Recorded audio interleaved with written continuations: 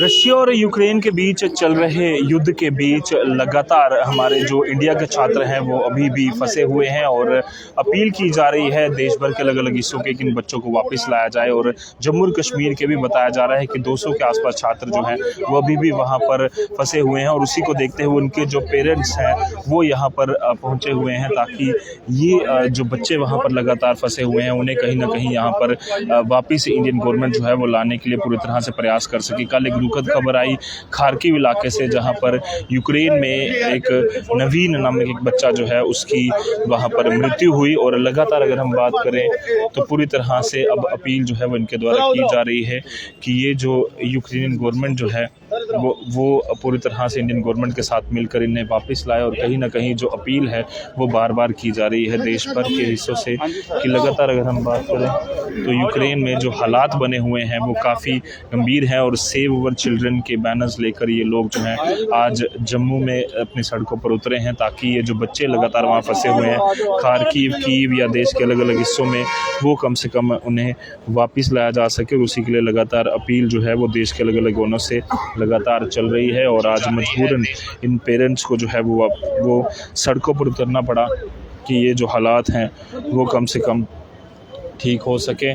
और वहाँ पर जो सिचुएशन बनी हुई है वो इतनी टेंस बनी हुई है कि लगातार 2400 घंटे जो डर का माहौल है वो बना हुआ है कि वहाँ पर जो हालात हैं उससे वो कब ठीक होंगे। और कल जिस तरह से खबर आई कि यूक्रेन के खार्किव शहर में एक जो बच्चा है उसकी वहाँ पर मृत्यु हो गई जब रशिया ने एक मिसाइल अटैक जो है वहाँ के गवर्नर हाउस पर किया, जबकि वो एक बच्चा जो है वो खाना लेने वहाँ पर गया था और उस समय ये हादसा जो है वो पेश आया। ये बड़ा युद्ध जो चल रहा है उसमें कहीं ना कहीं यूक्रेन और रशिया के बीच में फंसे हुए ढेरों सैकड़ों जो हमारे छात्र हैं, हज़ारों जो छात्र हैं वो लगातार वहाँ पर अपील कर रहे हैं कि जो यहाँ के जो बच्चे हैं उन्हें उनके घर वाले यहाँ पर पूरी तरह से परेशान हैं। और जम्मू कश्मीर के बताया जा रहा है कि 200 के आसपास छात्र जो हैं वो अभी भी वहाँ पर फंसे हुए हैं। और उसी को देखते हुए आज जो अपील है वो लगातार इनके द्वारा की जा रही है कि ये जो बच्चे हैं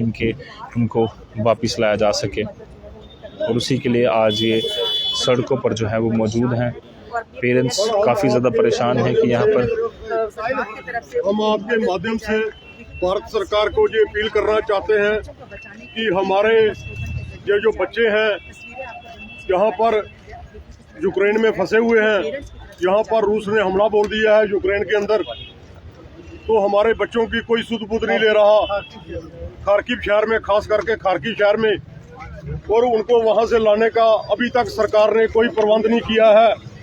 और इंडिया की जो एम्बेसी है वो ये कह रही है, बार बार बच्चे इंडिया की एम्बेसी से अप्रोच कर रहे हैं, लेकिन इंडिया की एम्बेसी कह रही है कि आप बच्चों को कह रही है कि आप बॉर्डर क्रॉस कर जाओ। जो हमारे देश के साथ बॉर्डर लगते हैं जैसे हंगरी है, पोलैंड है, बहुत सारे बच्चे अब खार्किव से का जो सफ़र है वो 1700 किलोमीटर दूर है। बच्चों को इस जंग में इतनी प्रॉब्लम आ रही है कि कौन से साधन से वो। मेरा नाम राजेंद्र पाल सिंह है। मैं आपके माध्यम से भारत सरकार को अपील करना चाहता हूं कि हमारे बच्चों को यूक्रेन देश से सुरक्षित निकाला जाए, क्योंकि हमारे जो बच्चे हैं वो 20,000 के करीब भारतवर्ष के बच्चे उधर फंसे हुए हैं। अभी तक सरकार ने उनको निकालने के लिए कोई प्रबंध नहीं किया है।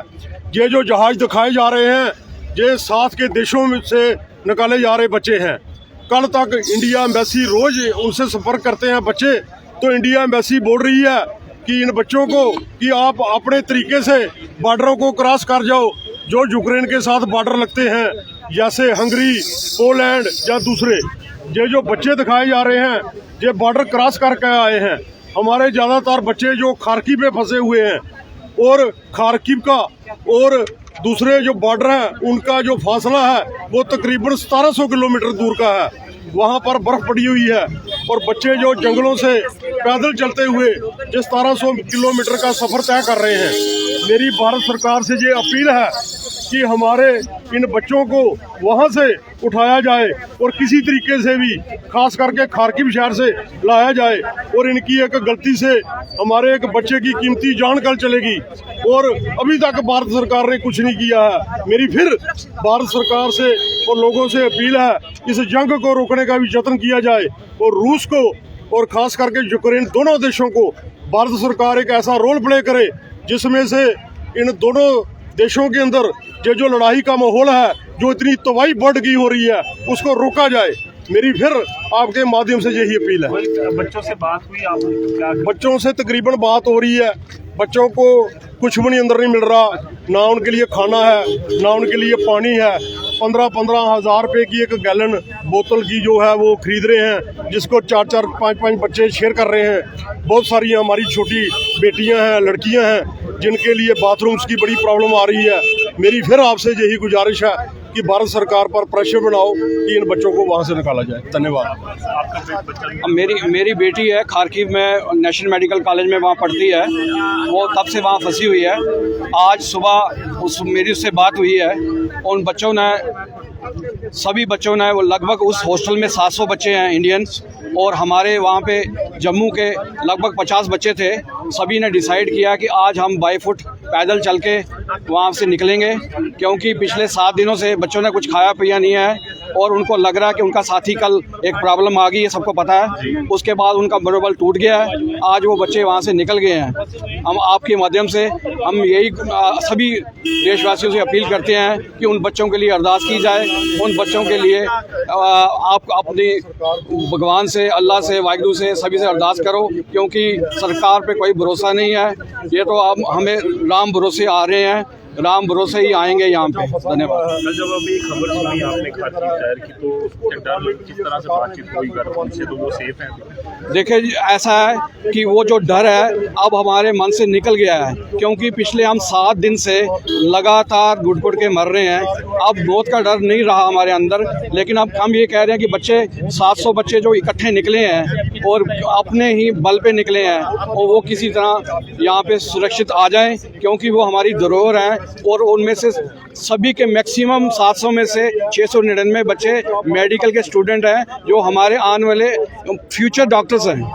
जब सरकार बार बार कह रही है कि बच्चे जो है वो बॉर्डर पर आ जाएं, पर आपको लगता है कि बच्चों के लिए काफ़ी मुश्किल हो रही है बॉर्डर तक पहुंचना? अगर आप अपने दिल पे हाथ रख के देखें, आपकी अगर बहन या आपका भाई जो सिर्फ मात्र 17 या 18 साल का होगा और ऊपर से क्लस्टर बम गिर रहे हैं और मिसाइल से कल बच्चे की भी जो हुआ है, हादसा हुआ है, उस केस में वो पैदल निकले हुए हैं। वो पैदल आगे कैसे आ सकते हैं?